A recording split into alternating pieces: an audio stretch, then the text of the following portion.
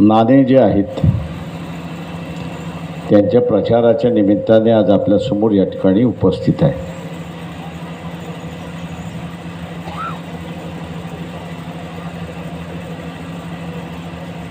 साकोलीच्या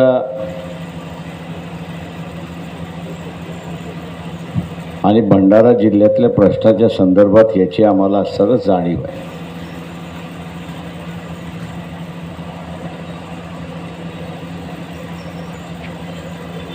हा जिल्हा मी असं म्हणेन की एक आदर्श जिल्हा असं म्हणेन पाण्याच्यासाठी. कुठल्याही बाजूने असणारं 10 किलोमीटर गेलो तर एक आपल्याला असणारं मोठं तळं लागतं. कुठल्याही बाजूने गेला, उत्तरेकडून जा, दक्षिणेकडून जा, पूर्वेकडून जा, पश्चिमकडून जा, हा जिल्हा तसा तळ्यांचा जिल्हा असं मी त्या ठिकाणी मानतो. परंतु नियोजनाच्या अभावी या जिल्ह्याचं असणारं पाणी आणि या पाण्यामध्ये जगणारा मासा त्याचं व्यवस्थित नियोजन झालं असतं तर मी असताना मानतो या ठिकाणी की अनेक जणांना बेरोजगार करावं राहिलं नसतं अशी परिस्थिती आहे.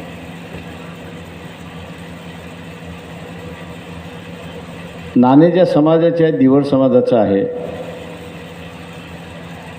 या तलावांवरती जगतात. आज आपण बघत असाल की सरकारने या तलावांचं जे आहे लिलाव केला आणि हे तलाव लिलाव करून या दिवर समाजाच्या हातातून काढून, सोसायट्यांच्या हातातून काढून नकली सोसायट्या उभ्या केल्या आणि त्या नकल्या सोसायट्या ज्या आहेत या शहरातल्या कुठल्या ना कुठल्या तरी माणसाच्या आहेत अशी परिस्थिती आहे. म्हणजे जगण्याचं साधन जे होतं ते जगण्याचं साधनसुद्धा काढलं अशी असणारी परिस्थिती आहे.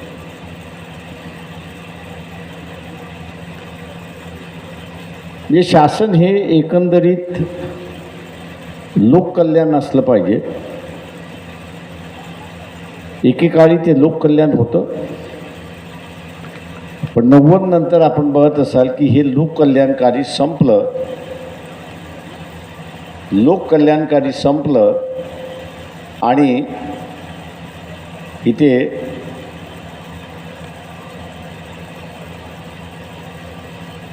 पैसे कमावणारं सरकार असं झालं.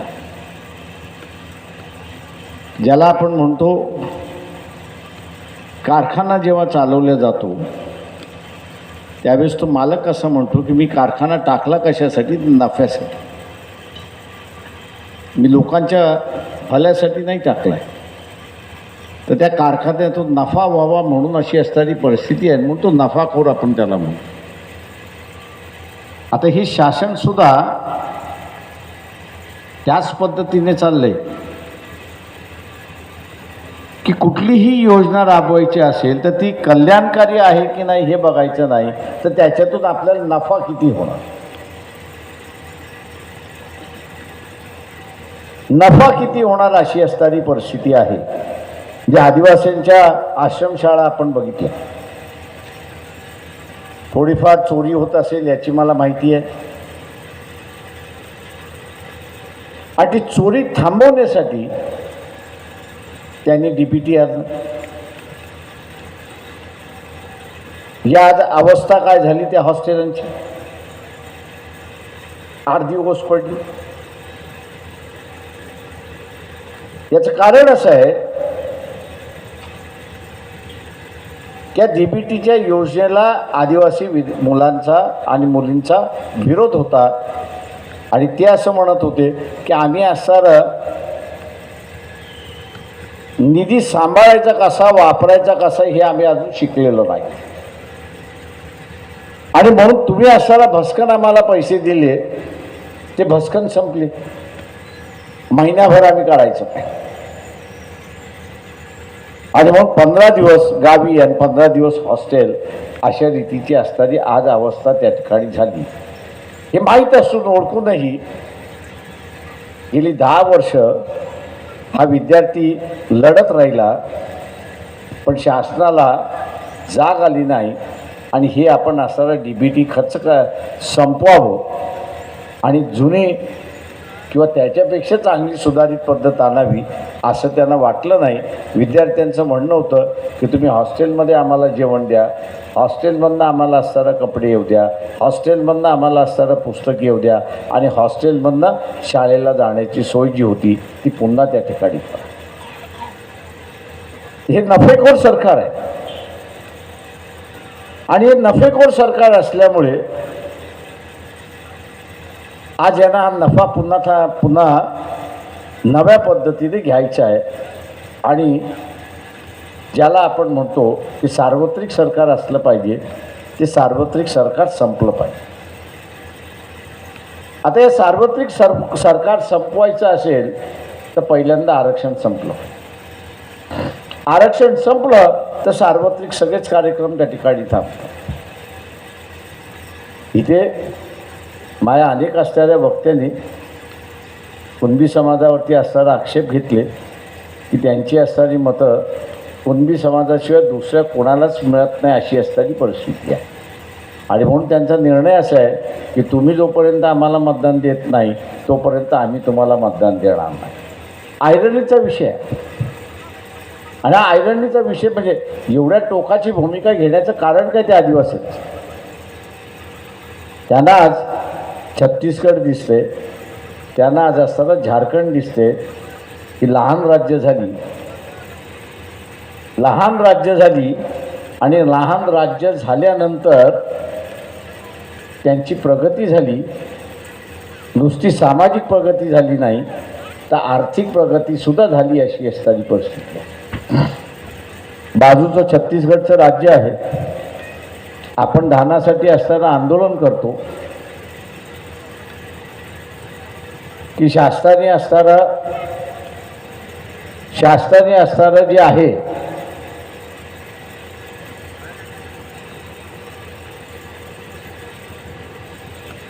शासनाने जे आहे हमी भाव दिलेला आहे त्या हमी भावाप्रमाणे इथलं असणारं धान घ्यावं, परंतु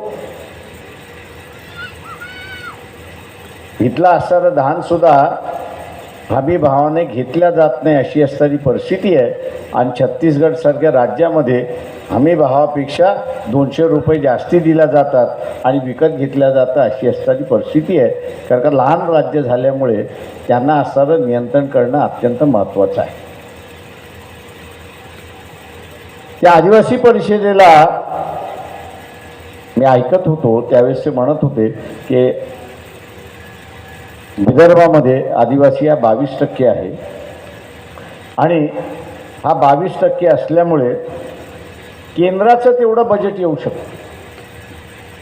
आदिवासींसाठी राखलेलं जे बजेट आहे, जे केंद्र शासन म्हणते की खर्च होत नाही, विदर्भ हा वेगळा झाला तर ते खर्च झालेलं न आदिवासीचं बजेट आहे ते या भागामध्ये येऊ शकतं आणि आदिवासीच्या नावाने आलेलं बजेट हे काही आदिवासींपुरतं मर्यादित राहत नाही. रस्ता बांधला तर फक्त आदिवासीचा उपयोग होत नाही, धरण बांधलं ते फक्त आदिवासीच्या उपयोगात होत नाही, कॅनाल बांधला तर तो आदिवासीच्या उपयोगात येत नाही, त्याच्यापुरताच मर्यादित राहत नाही तर त्या भागामध्ये राहणाऱ्या लोकांचा होतो. आणि म्हणून आज इथे आदिवासींच्या कुणबी समाजातला विद्रोह आपल्याला त्या ठिकाणी दिसतो आहे. मला वाटतं तो विद्रोह आपण सगळ्यांनी समजावून घेतला पाहिजे असं मी त्या ठिकाणी माझं म्हणणं आहे. हे राज्य जर वेगळं असतं, तिथला एका आदिवासी वकील होता, तुम्हाला म्हणत होता की बाबासाहेबांनी असताना कुठल्याही हेतूने वेगळा विदर्भ व्हावा असं मला माहीत नाही, पण त्यांनी मांडलं. आज मला त्याच्यातलं कळायला लागलं.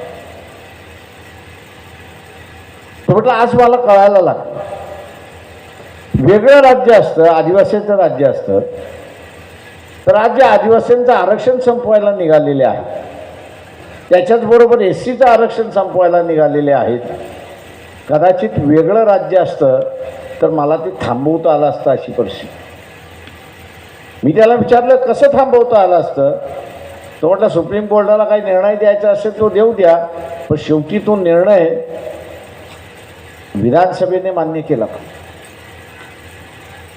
शेवटी तो निर्णय विधानसभेने मान्य केला पाहिजे. वेगळं राज्य असतं तर याच विदर्भाच्या विधानसभेमध्ये ठराव मांडला गेला असता की बाबा हे वर्गीकरण करणं आणि क्रीमी लेअर आणणं हे पॉलिसी मॅटर, म्हणजे नियोजन ज्याला आपण म्हणतो, पॉलिसी मॅटर आहे का, याचं पहिल्यांदा आपण ठरवलं सांगितलं.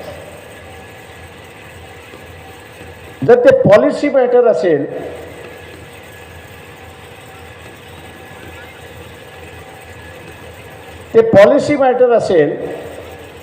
तर ते पॉलिसी मॅटर कोर्टाच्या कक्षेमध्ये येत नाही, तर ते पार्लमेंटच्या कक्षेमध्ये येतं. आणि म्हणून पार्लमेंटने ठरावं की इथं असणारं वर्गीकरण झालं पाहिजे का आणि इथं क्रीमी लेअर झालं पाहिजे. साधासुद्धा आदिवासी वकील, त्याच्याकडे नकाशा होता. कसला नकाशा होता तर सुप्रीम कोर्टाचा निर्णय याचं जे आपण सुद्धा आपली स्वतःची वृत्ती काही आहे, आपण एकदा काही बोललो तर आपण कबूल करतो का मी खोटं बोललो म्हणून? नाही, कधीच. गिर गया तो भी मेरी टांग ऊपरच. तसे ते सुप्रीम कोर्टाचे जज आहे. रिव्ह्यू पिटिशन आम्ही दाखल केला. चेंबरमध्ये बसल्या आणि म्हणा लागले की आम्ही दिलेला निर्णय बरोबर आहे, त्याच्यामध्ये काही चूक नाही. अरे तुम्ही आम्हाला ऐकायचं तर करा पुन्हा. मी जसं म्हटलं ना की कोणीही चुकलं, मी सुद्धा जर असलो तरी मी तेच म्हणतो, नाही मी चुकलेलं नाही, मी म्हटलेलं बरोबर आहे. मला माहीत असं की हे चुकलेलं आहे तरी मी म्हणतो हे बरोबर आहे. माणसाचा हा स्वभाव आहे. आणि म्हणून त्यांनी जो तोडगा मांडला की विधानसभाच याला खारिज करते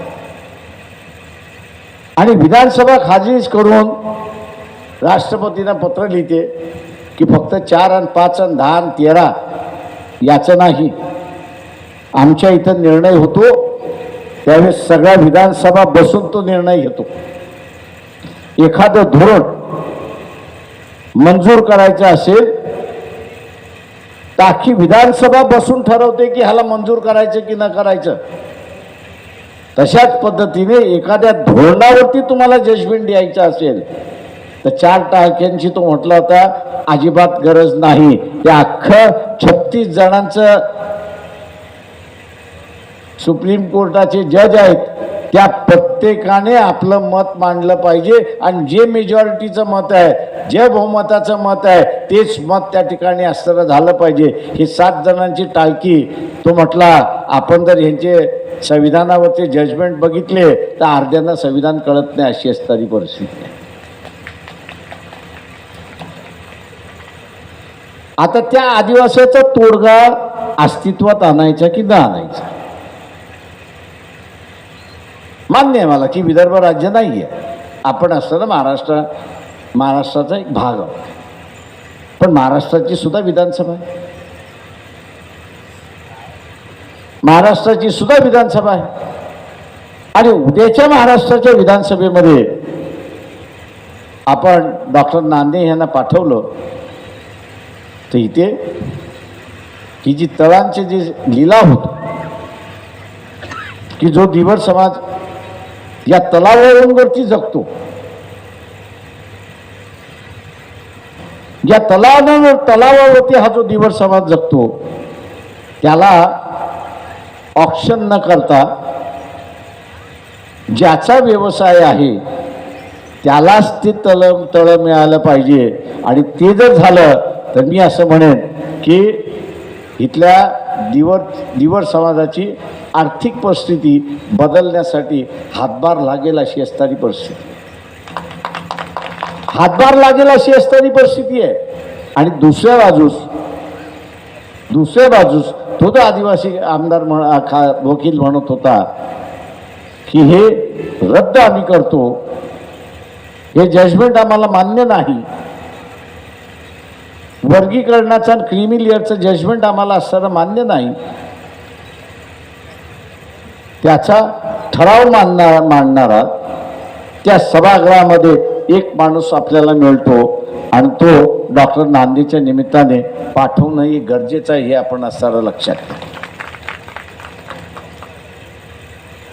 थेंबे थेंबे तळ साठते आपण जसं म्हणतो तसं एक एक आमदार आपण असताना निवडून दिला तर उद्या 50 आमदार झाले आणि त्या 50 आमदारांनी ठरवलं की हा ठराव आम्ही मांडतो आहोत, सभागृहाला विचार करावा लागेल, सभागृहाला ठराव मंजूर करावा लागेल, ते जजमेंट रद्द करावं लागेल आणि राष्ट्रपतीला पत्र लिहून की हा निर्णय धोरणात्मक आहे, पॉलिसी मॅटर आहे का हे पहिल्यांदा ठरवा आणि पॉलिसी मॅटर ठरवण्याचा अधिकार कोर्टाला नाही तर तो पार्लमेंटला आहे, या विषयावरती त्यांनी असताना त्या ठिकाणी केलं पाहिजे. माझं आव्हान आहे आपल्या सगळ्यांना की जसं SC STचं आरक्षण धोक्यात आलेलं आहे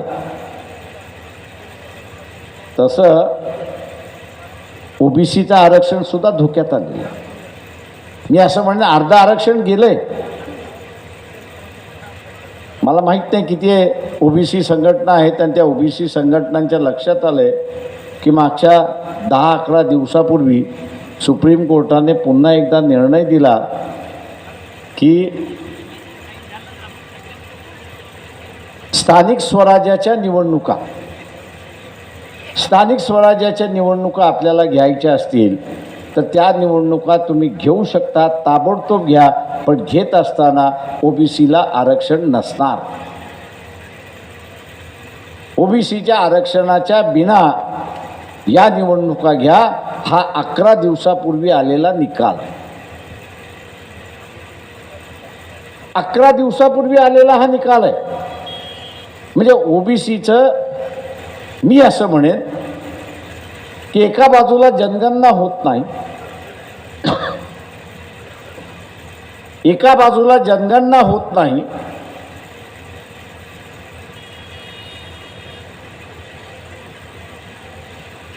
तेव्हा सुप्रीम कोर्टाच्या भाषेमध्ये जो इम्पिरिकल डेटा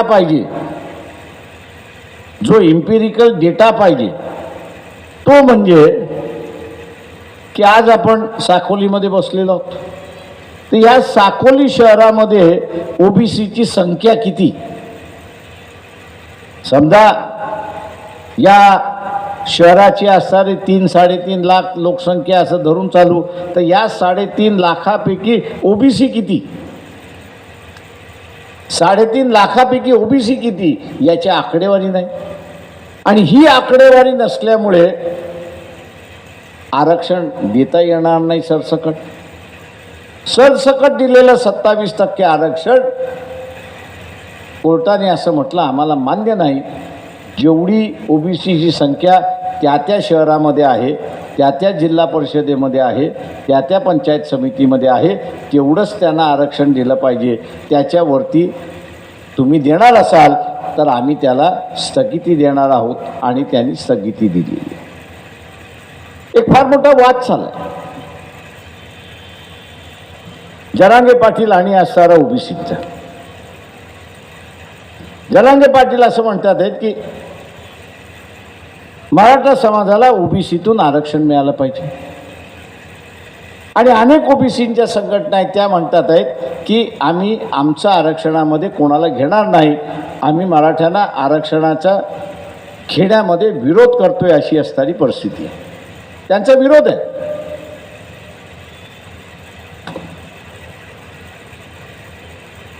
आणि म्हणून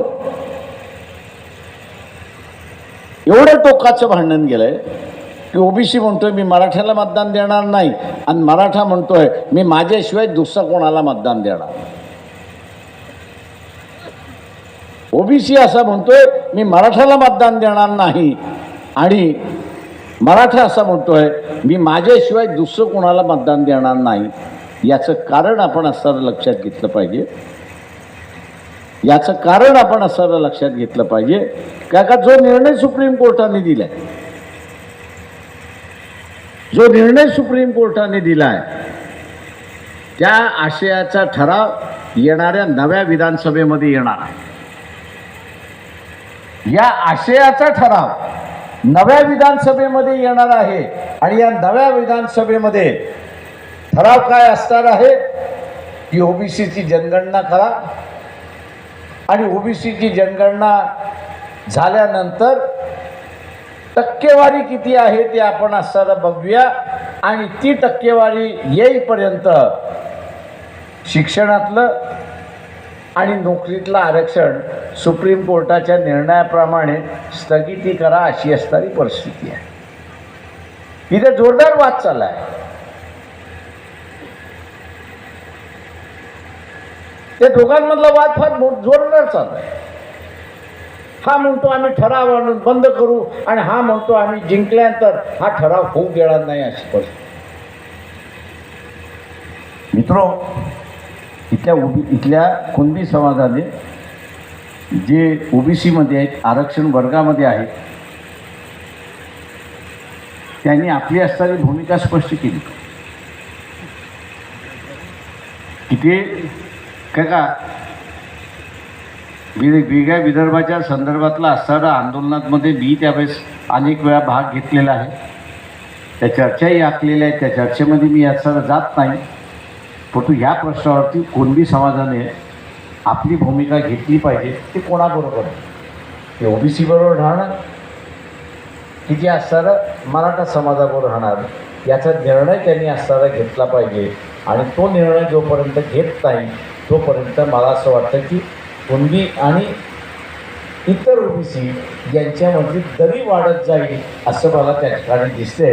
आणि म्हणून कुणबी समाजाने त्याचा विचार करून भूमिका घेतली पाहिजे असं मी त्या ठिकाणी मानतोय. दुसरं महत्त्वाचं आहे या ठिकाणी, मला असं विचारलं तर हा ठराव येणार ओबीसीचं शिक्षणातलं आणि नोकरीतलं आरक्षण थांबवण्याचा ठराव हा आता जे इलेक्शन आहे त्याच्यानंतर जी विधानसभा गठीत होईल त्या विधानसभेमध्ये आल्याशिवाय राहणार नाही. तो आल्याशिवाय राहणार नाही. याचं कारण की मूळ भांडण आपण सर्व लक्षात घेतलं. मूळ भांडण काही आहे ते मराठा समाजातलंच भांडण. मराठा समाजामध्ये दोन भाग आहेत. एक रयतेतला मराठा आहे आणि एक निजामी मराठा आहे. जो मोगलांबरोबर राहिला त्याला निजामी मराठे म्हणतात आणि जो शिवाजी महाराजांबरोबर राहिला त्याला रयतेतला मराठा असं म्हणतात. सत्तेमध्ये बसलेले जे आहेत ते सगळे निजामी मराठे. तुम्ही नातं गोतं काढा. मी यावेळेस ठरवलेलं आहे की काँग्रेसची यादी, NCPची यादी, भारतीय जनता पक्षाची यादी, दोन्ही सेनेची यादी, यांचे जे उमेदवार आहेत या उमेदवारांचं नातं काय आहे एकमेकांशी हे लोकांसमोर आणायचं. आता एका पक्षातून काका उभा राहिला आणि दुसऱ्या पक्षातून पुतळ्या उभा राहिला, सत्ता कोणाची?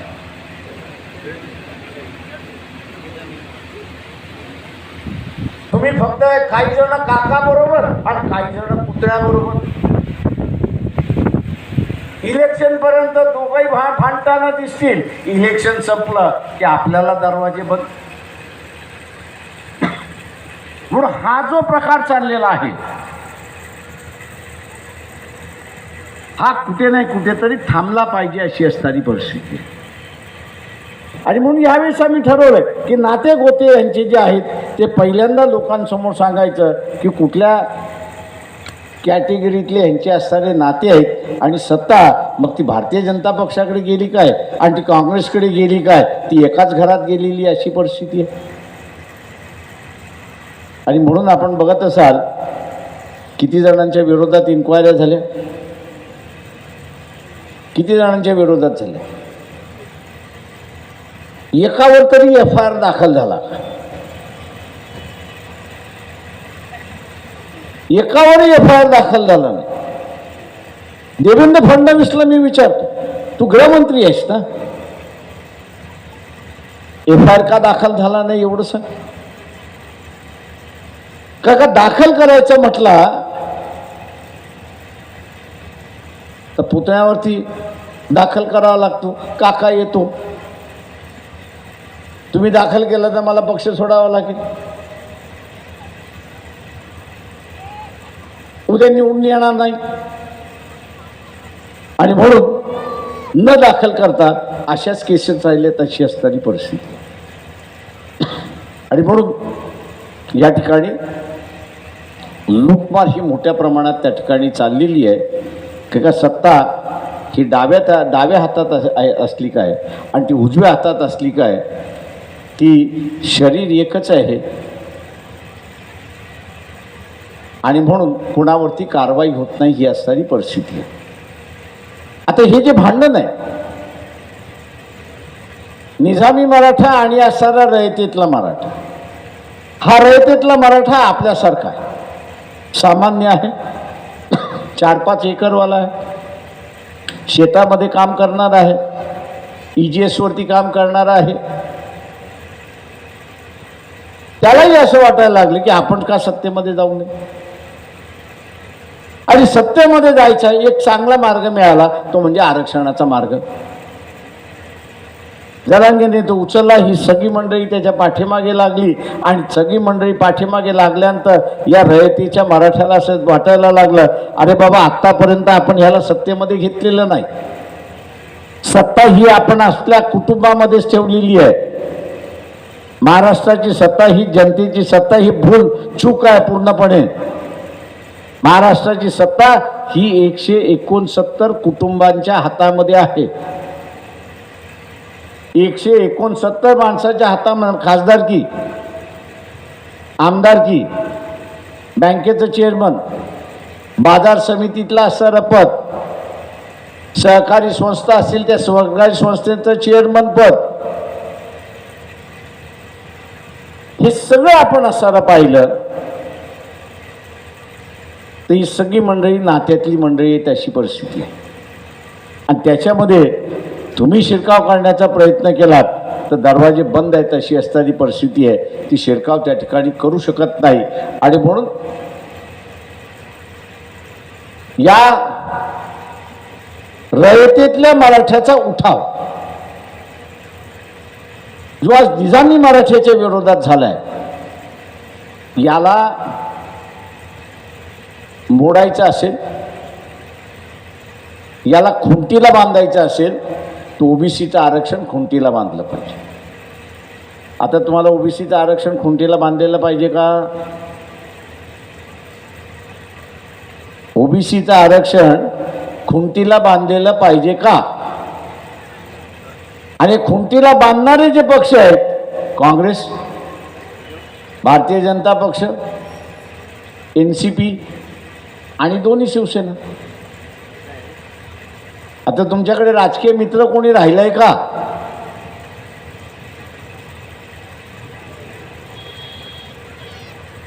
तेव्हा या इलेक्शन मधला राजकीय मित्र हा वंचित बहुजन आघाडी आहे, हा आपल्या डोक्यामध्ये बसला पाहिजे हे असणारं लक्षात. हे आपल्या डोक्यामध्ये बसलं पाहिजे. ओबीसी धर्म धोक्यात नाही.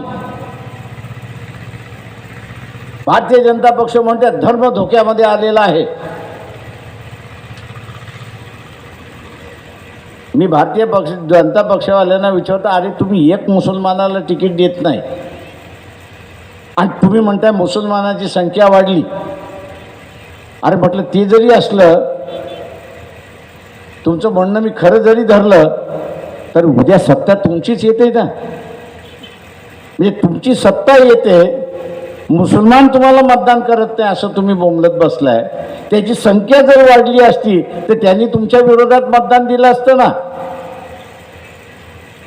त्याची तेवढी संख्या नसल्यामुळे तुमची सत्ता कायम आहे. तेव्हा धर्म इथला धोक्यात नाही आहे, तर धोका हे आरक्षणाला झालेला आहे हे लक्षात घ्या. धर्म हा धोक्यात नाही आहे. मी ओबीसीना विचारत असतो, तुम्ही वाडवडिलांचा धर्म सोडणार का? जे सोडणार त्यांना सरळ विचारतो, हात वरती करा. 2-4 जण मनातल्या मनात मला शिव्यात घालतात, काय विचारले म्हणून.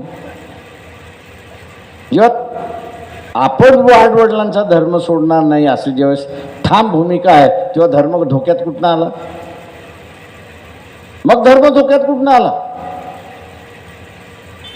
ही एक मीच तयार केलेला आहे की धर्म धोक्यामध्ये आहे.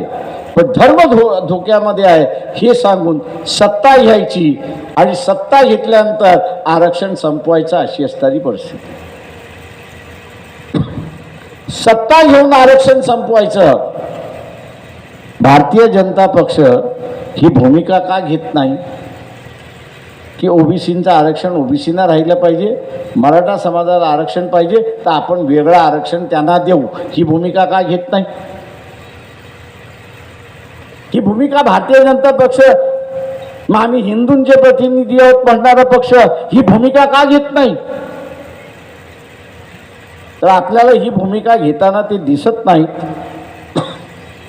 आपल्याला ते दिसत नाहीत याचं कारण की धर्म हा धोक्यात नाही आहे, तर त्यांना आरक्षण हे धोक्यात आणायचं आहे, आरक्षण हे काढायचं आहे आणि त्यासाठी चाललेला सगळा खटाटोप आहे लक्षात घ्या.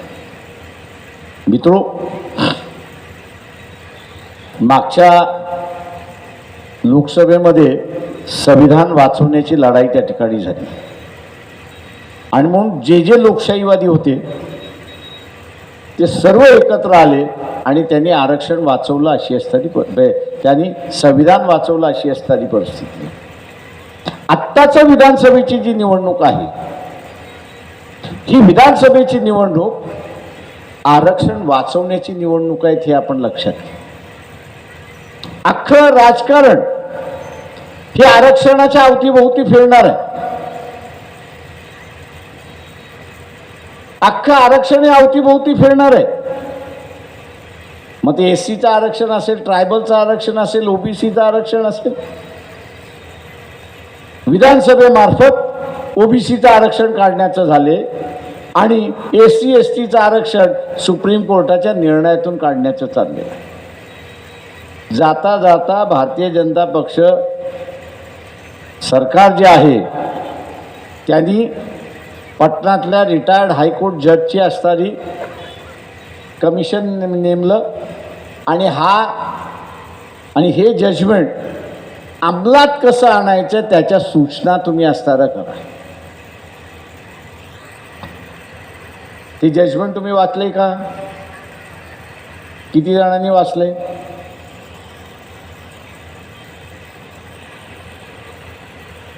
कोणीच वाचलेलं असे दिसत नाही. त्याच्यामुळे त्या जजमेंटमधले 2 मुद्दे मी आपल्याला असताना सांगतो आणि ते महत्त्वाचे. एक, त्यांनी असं म्हटलं की वर्गीकरण आणि वर्गीकरणाबरोबर क्रीमी लेअर आलं पाहिजे. वर्गीकरणाचं आपण समजू शकतो, बा ज्याला पहिल्यांदा मिळालं त्याला शेवटी ठेवा, ज्याला मिळालं नाही त्याला पहिल्यांदा द्या, असा काहीतरी फॉर्म्युला येईल. पण आरक्षित वर्ग बाहेर जाणार नाही अशी असणारी परिस्थिती आहे. तेवढ्यापर्यंत ते जजमेंट थांबलं नाही. ते जजमेंट त्याच्या पुढे गेलं आणि त्याच्या पुढे जाऊन त्यांनी असताना सांगितलं की इथे क्रीमी लेअर सुद्धा लागू होईल. क्रीमी लेअर सुद्धा लागू होईल. त्या जजमेंटमध्ये त्यांनी असताना म्हटलं की ज्युडिशरीमध्ये म्हणजे न्यायालयामध्ये आदिवासींचं प्रमाण हे फक्त 1.75% म्हणजे 1.70 म्हणजे 1.7% एवढंच त्यांचं रिप्रेझेंटेशन आहे. हे जजमेंटमध्ये म्हणतात आणि पुढे जाऊन म्हणतात की क्रीमी लेअर लागला पाहिजे. पुढे जाऊन असं म्हणतात क्रीमी लेअर लागला पाहिजे. ओबीसीमध्ये क्रीमी लेअर लागायचं असेल तर तुमचं उत्पन्न किती पाहिजे? 8 लाख पाहिजे. तुमचं 8 लाख असलं पाहिजे. ओबीसीच्या क्रीमी लेअरची व्याख्या अशी केली की 8 लाखाचं तुमचं उत्पन्नच्या वरती गेलात तर तुम्ही क्रीमी लेअरमध्ये आलात. 8 लाखाच्या आत्मीय असं असाल तर तुम्हाला आरक्षण लागू होईल अशी असणारी परिस्थिती. हा निर्णय फार दिवस टिकणार नाही, ओबीसीने लक्षात घ्या. काय का आत्ताचं जे जजमेंट दिलंय ते SC STच्या जजमेंटमध्ये असं म्हटलेलं आहे की तुम्ही एकदा आरक्षणाचा फायदा घेतला, तुम्ही एकदा आरक्षणाचा फायदा म्हणजे एकदा म्हणजे तुमच्या कुटुंबामध्ये, कुटुंबाची व्याख्या अशी आहे की नवरा बायको त्याची मुलं आई आणि वडील, ही कुटुंबाची व्याख्या आहे. या कुटुंबांच्या एकाही माणसाने आरक्षणाचा फायदा घेतला असेल तर ते सगळं कुटुंब आरक्षणाच्या बाहेर. आता तुमच्यापैकी इथे किती जण ग्रॅज्युएट आहेत? किती जण ग्रॅज्युएट? हात वरती करा. तुम्ही फ्रीशिप घेतली आणि स्कॉलरशिप घेतली का? म्हणजे तुमचं स्टेटस काय त्या निर्णयाप्रमाणे?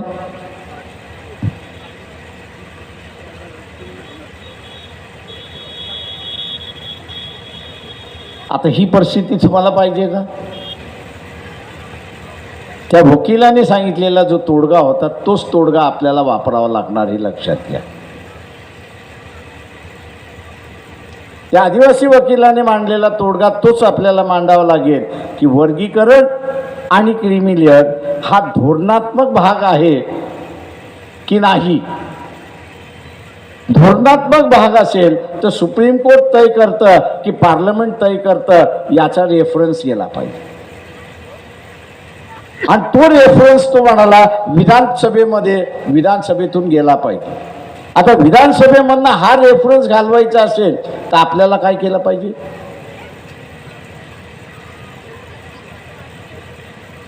आपली माणसं नाही, अविनाश नाणे गेला पाहिजे हे लक्षात घ्या. आपला हा शब्द लय वाईट आहे, आपला हा शब्द लय वाईट आहे.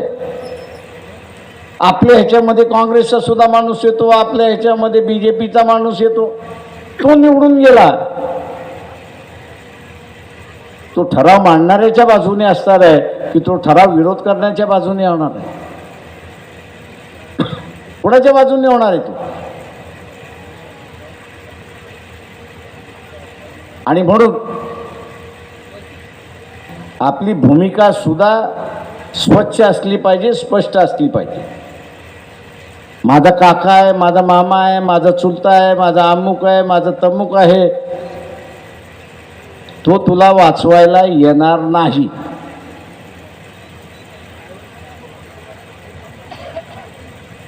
मला बार्शीला आहे, सकाळी 9 वाजता सभा होती, डॉक्टर आला, त्याने प्रकाशराव सभा आहे, त्याच्या अगोदर तुम्ही माझ्या हॉस्पिटलचं उद्घाटन करा. म्हटलं ठीक आहे, करतो. मी त्याला काही विचारलं नाही, सभा आहे म्हटलं, जाता जाता उद्घाटन आपण करू. त्या उद्घाटनाच्या भाषणामध्ये तो असं म्हणाला की माझ्या कुटुंबातला, धनगर समाजातला होता तो, म्हटला माझ्या कुटुंबातला मी आज पहिला डॉक्टर झालो. 10 वर्षापूर्वी डॉक्टर झालो. 10 वर्षापूर्वी डॉक्टर झाल्यानंतर थोडीशी माया जमवली, बँकेने मला कर्ज दिलं आणि तो म्हटला ही 3 मजली इमारत आज हॉस्पिटलची मी बांधली. हे मी का करू शकलो तर तो म्हटला 1990 साली VP सिंगाने आरक्षणाचा निर्णय घेतला नसता, VP सिंगाने आरक्षणाचा निर्णय घेतला नसता तर मला मेडिकलची सीट मिळाली नसती, आणि मेडिकलची सीट मला मिळाली नसती तर मी डॉक्टर झालो नसतो, आणि डॉक्टर झालो नसतो तर मला हे मेडिकल हॉस्पिटलसुद्धा उघडता आलं नसतं. ही जी जाणीव त्याला होती. तर मी प्रत्येक इथल्या सर OBCच्या कुटुंबाला विचारणार आहे, 90 साली तुमच्या घरामध्ये डॉक्टर होता? 90च्या अगोदर तुमच्या घरामध्ये इंजिनियर होता? 90च्या अगोदर तुमच्याकडे ग्रामपंचायतीचा सरपंचाचं पद होतं? जिल्हा परिषदेचं सभासद होता? पंचायत समितीचा असताना सभासद होता का? तलाठी होता का? तर नाही. हे आलं आरक्षणामुळे. आरक्षणाने एक वेगळी व्यवस्था केली आणि त्या वेगळ्या व्यवस्थेमुळे आपल्याला असणारं ही पदं मिळाली अशी असणारी परिस्थिती. आणि म्हणून माझं आव्हान आहे आपल्या सगळ्यांना, आरक्षण माझ्या भाषेमध्ये मी जेव्हा सांगत असतो त्यावेळेस लोक हसतात. मला एक आपल्याला विचारायचं आहे की आपल्या शरीरातलं हृदय जर काढून टाकलं, आपल्या शरीरातलं हृदय आपलं काढून टाकलं तर आपल्या शरीराचं काय होतं? काय होतं?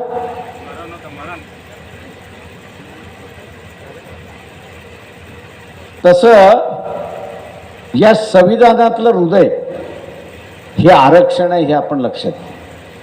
आपण नुसतं नोकरी बघतो, स्कॉलरशिप बघतो, फ्रीशिप बघतो, पण त्याच्यामध्ये दडलेले जे यमक आहेत की त्याच्यामुळे समता येते, त्याच्यामुळे मान येतो, त्याच्यामुळे सन्मान येतो, त्याच्यामुळे इज्जत येते, त्याच्यामुळे विकास होतो. आता हे जर हृदयच काढून टाकलं तर पुन्हा अवस्था काय होणार? 90च्या अगोदरची किंवा SC ST साठी 50च्या अगोदरची व्यवस्था होती. त्याच्यामुळे ही निवडणूक जी आहे, ही निवडणूक हे हृदय वाचवणारी निवडणूक आहे, हे आपण लक्षात घ्या. आरक्षण वाचवणारी निवडणूक आहे, हे आपण असं लक्षात घ्या. आणि ही वाचवण्याची जबाबदारी कोणाची आहे? तर ज्याला आरक्षणाचा फायदा होतो त्याची जबाबदारी आहे, हे आपण असं लक्षात. त्याची जबाबदारी आहे. आता हे वाचवायचं असेल तर अनेक जण म्हणतात प्रकाश आपण लढतो पडतो. मान्य म्हटलं आपण लढतो पडतो, कारण का त्यावेळेस पडलो आणि जिंकलो तरी फार फरक नव्हतं. कारण का येणारा कुठलाही पक्ष असेल तो हेच म्हणत होता की संविधानाने दिलेलं जे आहे ते मी राखणार आणि त्याची मी अंमलबजावणी. आत्ता असणारा जो लढा आहे, विरोधक असं म्हणतात आहेत, मग त्याच्यामुळे काँग्रेस आहे, BJP आहे, शिवसेना आहे, सगळे असे म्हणतात की आम्ही हा हृदय काढून घेणार आहोत, आम्ही हृदय काढून घेणार आहोत. आणि आपली भूमिका असली पाहिजे की आम्ही हा तुम्हाला काढू देणार नाही. मला सांगा, साकोलीमध्ये फुले शाहू आंबेडकरांना मानणारा वर्ग किती आहे? किती? आहे?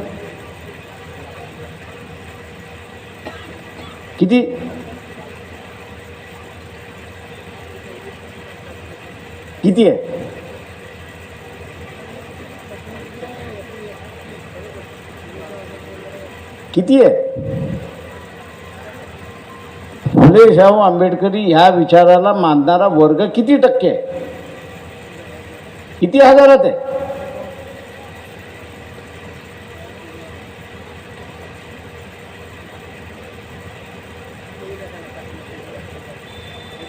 भरपूर. आणि असं काय 4 म्हटलं तरी भरपूर झाले, 4000 म्हटलं तरी भरपूर झाले. आकड्यामध्ये सांगा मला किती आहे? किती आहे? 40,000. ठीक आहे, मान्य आहे, 40,000 आहे, सुधारून चालू. तुम्हाला जिंकायला किती लागतात?